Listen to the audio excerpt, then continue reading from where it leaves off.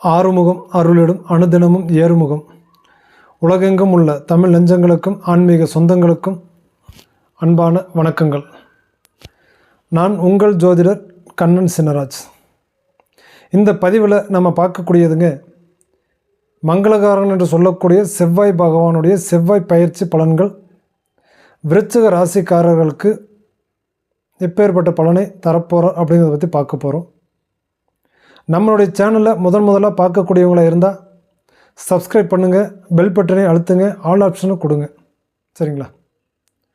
அப்போ இந்த செவ்வாய் பகவான் பயிற்சி அப்படிங்கிறது எந்த காலகட்டத்திலேருந்து எந்த காலகட்டம் வரைக்கும் இருக்கும் அப்படின்னு சொல்லி பார்த்தோம்னா, விசுவாவசு வருடம் ஐப்பசி மாதம் 10ஆம் தேதி திங்கட்கிழமை 27/10/2025 அன்று பிற்பகல் 3:41 துலாம் ராசியில் இருந்து விருச்சிக ராசிக்கு பயிற்சி ஆகிறாருங்க. இந்த பயிற்சியானது கார்த்திகை மாதம்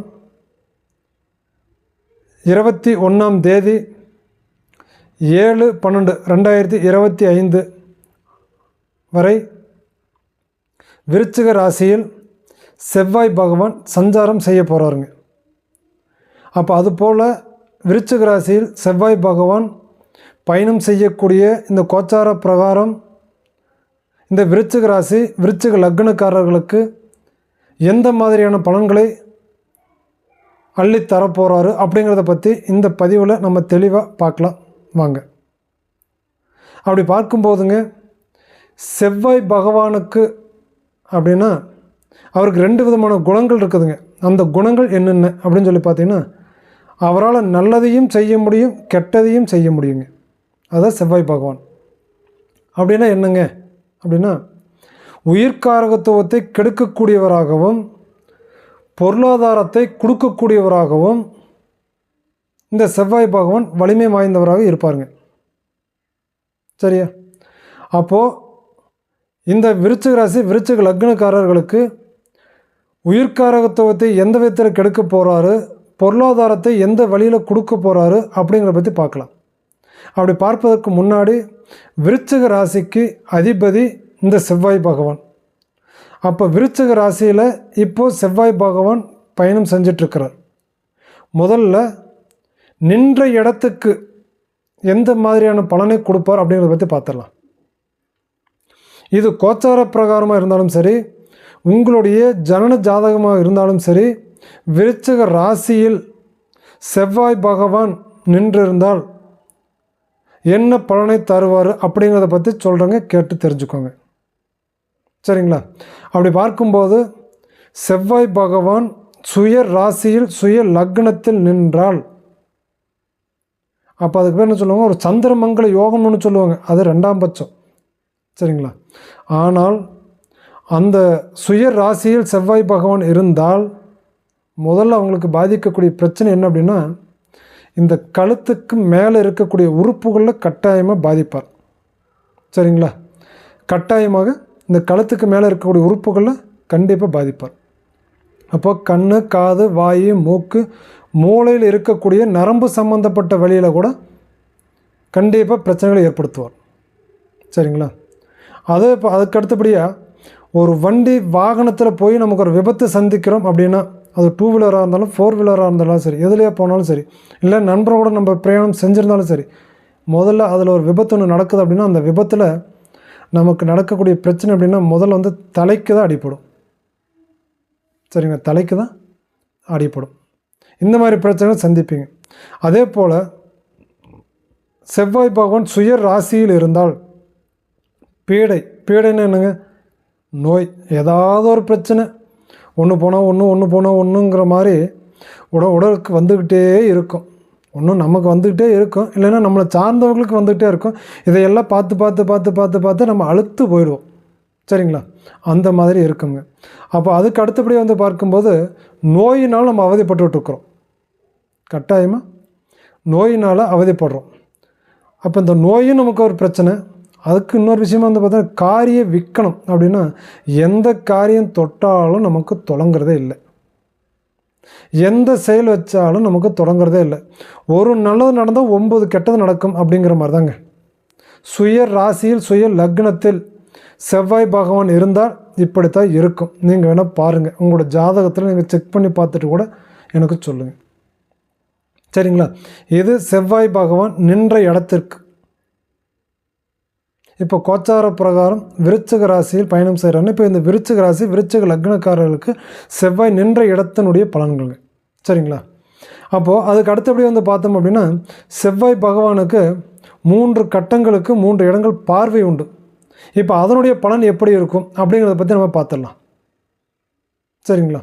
அப்படி பார்க்கும்போது விருச்சிக ராசியிலிருந்து 4ஆம் இடம், 7ஆம் இடம், 8ஆம் இடம் அப்படின்னு சொல்லக்கூடிய அளவில் 3 கட்டங்களை பார்வை பார்க்குறார். அப்போ விருச்சிக ராசியிலேருந்து 4ஆம் இடம் எந்த இடம்? கும்பராசி. கும்பராசியை பார்வை பார்க்கும்போது அந்த 4ஆம் இடம் அப்படிங்கிறது விருச்சிக ராசிக்கு எத்தனாம் இடம்? 4ஆம் இடம். அப்போ அந்த 4ஆம் இடம் அப்படிங்கிறது சுகஸ்தானம் சொல்லி சொல்லுவோம், தாய்ஸ்தானம் சொல்லி சொல்லுவோம். இது ஸ்தானம். அப்போ அந்த 4ஆம் இடத்துக்கு உண்டான காரகங்கள் என்ன அப்படின்னு சொல்லி பார்த்தோம்னா, மாதுர் காரகன், வண்டி, வாகனம், ஆடு, மாடு அப்படின்னு சொல்லக்கூடிய உயிர்காரகத்துவங்களும் அந்த இடத்துல இத்தனை கொடுக்கும். இதில் காரகங்கள். அப்போ இந்த காரகங்கள் சம்மந்தப்பட்டு நம்ம என்ன சொல்ல போனோம்? செவ்வாய் பகவான் உயிர்காரகத்துவத்தை கெடுப்பான், பொருள்காரகத்துவத்தை கொடுப்பான் அப்படின்னு சொல்லியிருக்கேன். அப்போது 4ஆம் இடங்கிறது சுகஸ்தானம். அப்போ அந்த சுகம் அப்படிங்கிறது உங்களுக்கு ஏதாவது ஒரு வகையில் கண்டிப்பாக கிடைச்சிடும், கொடுத்துரும். ஆனால் அந்த சுகத்துக்கு மேலே அங்கே உயிர்காரகத்துவம் அப்படி ஒன்று இருக்குது இல்லைங்களா? அந்த உயிர்காரகத்தை மெயினாக எதை குறிக்குது? தாயை குறிக்கும். அப்போ அந்த தாய் என்ன பண்ணும்? தாயினுடைய உடல்நிலை கண்டிப்பாக பாதிக்கும். இந்த 40 நாள் அப்படிங்கிறது வந்து பார்க்கும்போது விருச்சிக லக்னம் விருச்சிக ராசிக்காரர்களுக்கு கண்டிப்பாக ஒரு போராத ஒரு காலம். ஏன்னா சுய ராசியில் வேலை செஞ்சு சுய ராசிக்காரரையும் பாதிக்குது, தாயையும் பாதிக்குது. அப்படிங்கும்போது நம்மளோட மனநிலை எப்படி இருக்கும்? கண்டிப்பாக ஒரு நிலையில் இருக்காது. அப்போது தாய்க்கு உடலாதிபதி உடல் திரேகம் கண்டிப்பாக பாதிக்கும். ஏன் அவங்களுக்கு வந்து ஒரு அறுவை சிகிச்சை ஆப்ரேஷன் எல்லாமே பண்ண வேண்டிய சூழ்நிலைகளை கூட ஏற்படுத்தி கொடுக்கும். கை கால்களுக்கு அடிப்படும், இரத்த சம்மந்தப்பட்ட பிரச்சனைகளை கொடுக்கும், வயிற்றுப்போக்கு போகும். இது அத்தனையுமே கொடுக்கும் உயிர்காரகத்துவம். அதே போல் உயிர்காரகத்துவம் இன்னும் அங்கே என்னென்ன இருக்குது? ஆடு மாடு அப்படின்னு சொல்லக்கூடிய ஜீவராசிகளையும் பாதிக்கும். உங்களுடைய வீட்டில் உங்களோட கட்டுத்தரையில் ஆடு மாடு கோழிகள் வச்சுருந்தீங்கன்னா கண்டிப்பாக திடீர்னு அதனுடைய உயிர்கள் போகும், இல்லை அந்த கட்டுத்தரையில் ஏதாவது ஒரு பிரச்சனைகள் கண்டிப்பாக கொடுக்கும். இந்த மாதிரி எல்லாமே அந்த இடத்துல நடக்கும். சரிங்களா?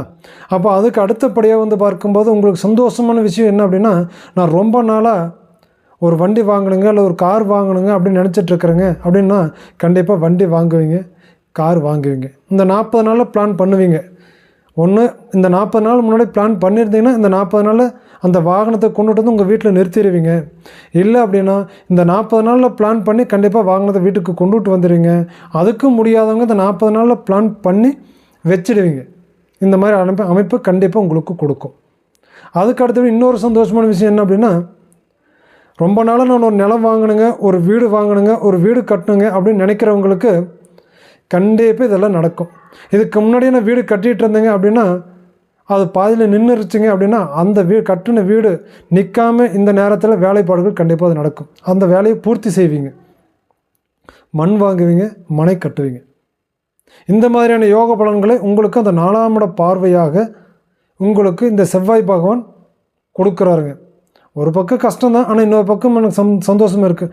வாழ்க்கைனாவே அப்படி தானுங்க, ஒரு ஏற்றம் இறக்கம் அப்படிங்கிற மாதிரி தானே இருக்கும். அதுபோல் நீங்கள் நினச்சிக்கலாம் இந்த காலகட்டம். சரிங்களா? அப்போ அதுக்கு அடுத்தபடியாக வந்து பார்க்கும்போது இந்த விருச்சிக ராசியிலேருந்து 7ஆம் இட பார்வையாக ரிஷப ராசியை பார்வை பார்க்குறார். ரிஷப ராசி அப்படிங்கிறது விருச்சிக ராசிக்கு எத்தனாம் இடம்? 7ஆம் இடம். அப்போ அந்த 7ஆம் இடம் அப்படிங்கிறது என்னங்க? கலஸ்தர ஸ்தானம். கலஸ்தர ஸ்தானம்ங்க. அப்போ அந்த கலஸ்தர ஸ்தானம் அப்படிங்கிறது என்ன? நமக்கு திருமண யோகத்தை உருவாக்கி கொடுக்குறது. நான் என்ன சொன்னோம்? மங்களகாரகன்னு சொல்லக்கூடிய செவ்வாய் பகவான் மங்களகரமான விஷயத்தை ஏற்படுத்தி கொடுப்பான். சரிங்களா? அப்போ அந்த மங்களகரமான விஷயத்தை ஏற்படுத்தும் போது விருச்சிக ராசி விருச்சிக லக்னக்காரர்கள் ரொம்ப நாளாங்க வரன் தேடிட்டு இருக்கிறேங்க, எனக்கு கல்யாணமே ஆகலைங்க, கல்யாணம் தடைப்பட்டுகிட்டே இருக்குங்க அப்படின்னு நினைக்கிறவங்களுக்கு கண்டிப்பாக உங்களோட குடும்பத்தில் உங்களோட வீட்டில் அந்த மங்கள ஓசை, அந்த சத்தம், அந்த மாங்கல்ய வாத்திய சத்தம் அப்படிங்கிறது கண்டிப்பாக உங்களுக்கு கிடைக்கும். கண்டிப்பாக அமையும். பயப்பட வேண்டாம். பிளான் பண்ணியிருந்தீங்கன்னா அது இந்த நேரத்தில் முடிஞ்சிடும். இல்லை பிளான் பண்ணுறதுக்கே எதிர்பார்த்துட்டு இருக்கிறவனுக்கு அது தானாக வந்து அமையும். சரிங்களா? அப்போ அந்த மாதிரியான யோகா அமைப்புகள் உங்களுக்கு கொடுத்துட்ருக்கிறார். சரிங்களா?